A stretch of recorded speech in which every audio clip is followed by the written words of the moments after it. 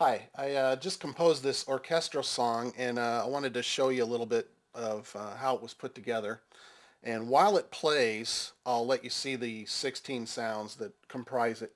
So let's take a look at it.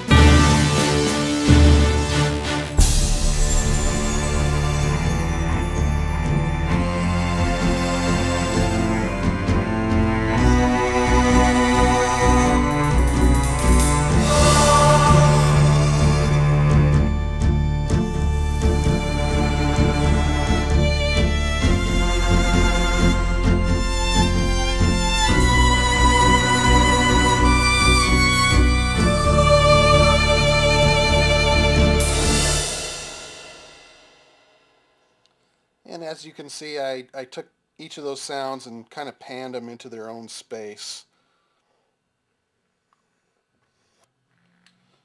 And turn that off. A movie within a movie.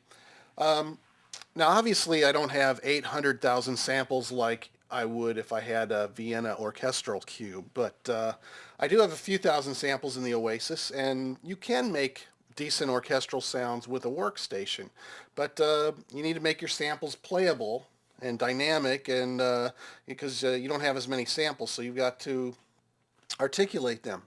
And what I did was I added breath control to the strings and woodwinds, for instance.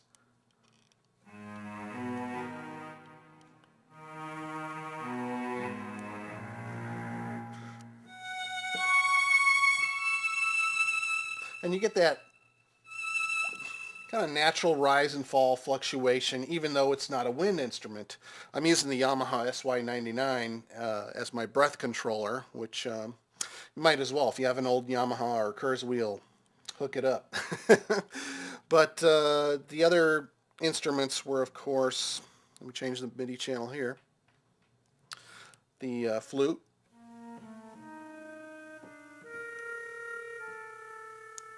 and the OASYS has some articulations built in,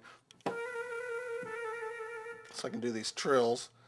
And there was a clarinet.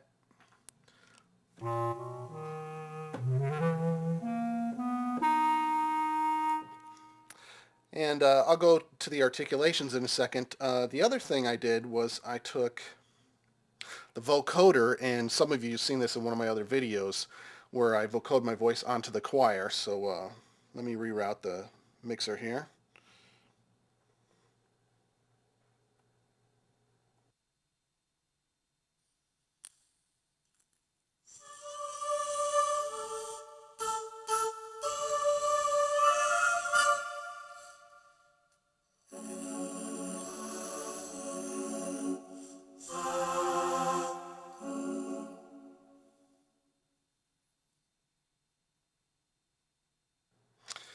So yeah, I'm using the OASYS to run the regular mic through too. So that's why the weight.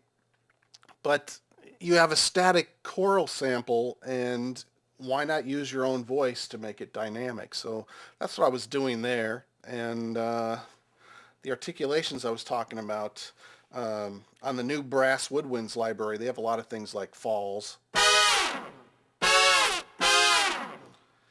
And you can go to a different horn like the this cornet.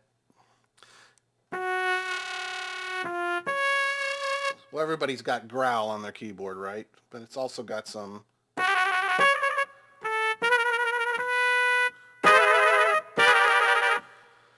And then they use wave sequencing to make it fall up and down.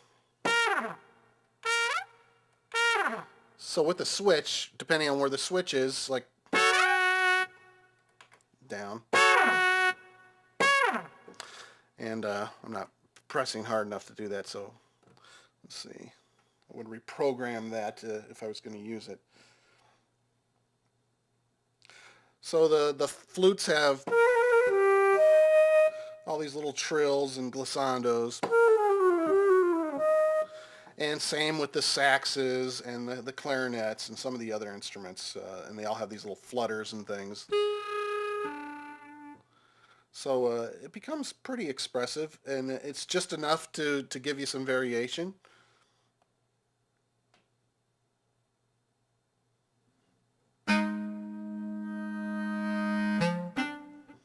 Anyway, you can go crazy with this stuff, and that's the idea. You want to make some songs that have a little bit of variation to them and some realism, if that's what you're going for. And that's about it.